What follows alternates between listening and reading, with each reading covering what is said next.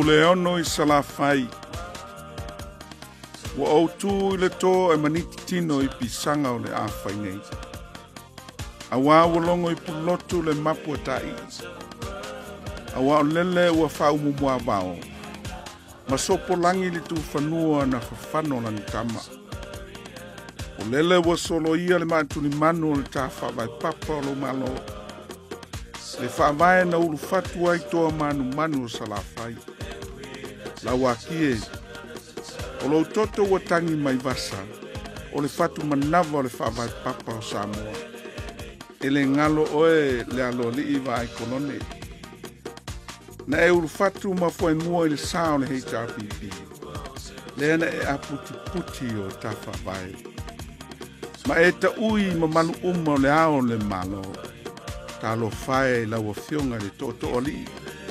To filau lua manuwa eti ale sana. Na e sapi ta anga ina ia malu Samoa. Malona whaavai papa. Na e fono tala tala I lala I ta ui pule uma. Ma malu o le hao le malo. Ta lo fae Salafai. E watu I moana le maa na whaafuangana. E utoa manu manu ina ia tu matila. Whaavai o lo ta malo. Salafai e. Whai mai. Se o tātou whaaso polia o ele sā. I le solo tā vale whailo ai. Leo ngaonga le tā le whaamasinonga. Lea ua olo palaina o whaavai papa. Toi whaafo I le pule manu uma o le ao le malo. Ma wha mausali whaavai papa Samoa. A wau tama whanau. A wai ngase toa.